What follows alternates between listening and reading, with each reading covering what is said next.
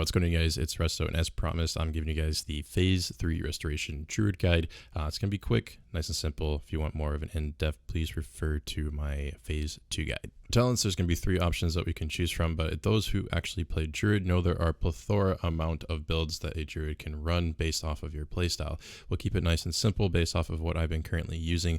First one is the PvE spec that I'm running at this current moment. This is going to be prioritizing Swift Mend and a little bit of the increased cast time on your wrath times, so that way we're able to get the procs for Dream State. The second is going to be the World PvP.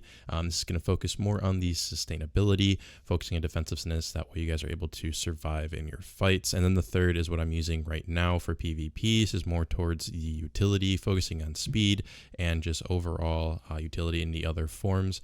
So that way you're able to FC, etc. Now, moving on to the runes, we have a couple different options depending on the spec that you're running. We're going to have set in stone runes, and those are going to be Improved Bark Skin, Nourish, and Life Bloom.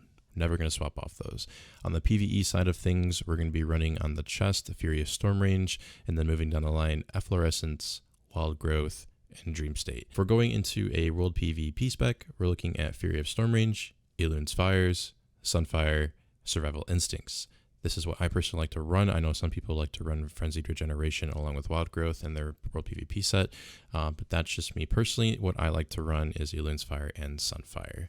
Moving on to the BG spec, I like to run for my chest room, Survival of the Fittest. Moving on to Improved Frenzied Regeneration, Wild Growth, and Survival Instincts. Now, in terms of the gear, it's not really, too complicated. This is pretty much what I'm running right now. Pretty 3 items from this, I would want to say. Not really too much left to go. A lot of this gear is very easily obtainable, guys. It's just a lot of time putting into it, whether it's rep or it's going through the questions. Super easy to get gear this time around compared to the other 2 phases. For the PvE set, though, this is what I'm going to be going for.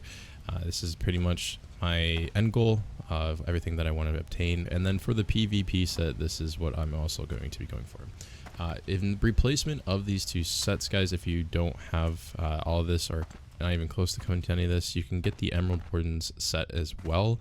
It's basically a good previous set for raiding, and it's also a good previous set for PvP. Both of it is viable for any scenario. I've seen people use it in both scenes, so definitely something you guys can pick up if you guys are just hitting 50 or you're trying to catch up on gear from phase 2 and you haven't really achieved that, so you're getting ready into phase 3 with nothing. This is something you guys can easily get just by doing the incursions. The rotation of a Restoration Druid is very simple. Actually, it's a lot of spamming Life Bloom into a Nourish.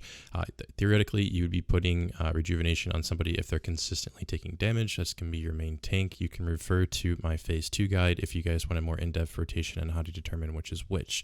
Not really much has changed other than Swift Mend being introduced into the rotation. Typically what I like to do is, like I mentioned in phase 2 guide, rank 1 into a Swift Mend.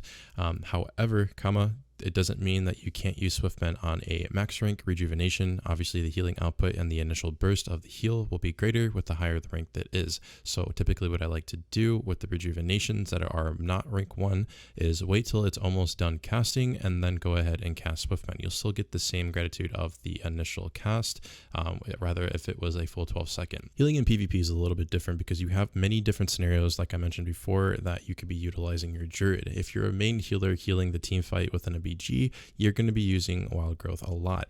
Now, when it comes down to being solo or you're going to be an offensive healer, obviously Wild Growth isn't going to be always your forte because a lot of the groups are going to be spread. You're going to be going with different types of people. So you need to understand how to read a room and read a situation, and that's where experience can come into play. Being this healing Druid, you're always going to be moving. You're not going to be sitting in one spot. So that's when HOTS are going to be your main source of being able to rejuvenate, being able to regrowth, being able to Life Bloom, etc. Not many times will you be using Healing Touch or a Nourish. You usually be using these type of spells when it comes down to off time, you're going down and resetting, etc.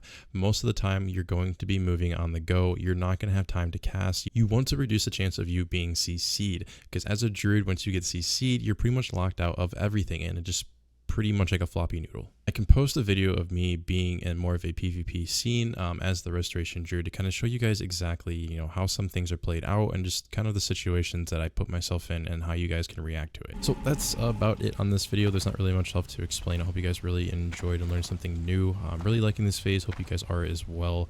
Really excited for level 60. A lot of the talent builds that I like to kind of play around with will kind of open up then and actually be 100% viable.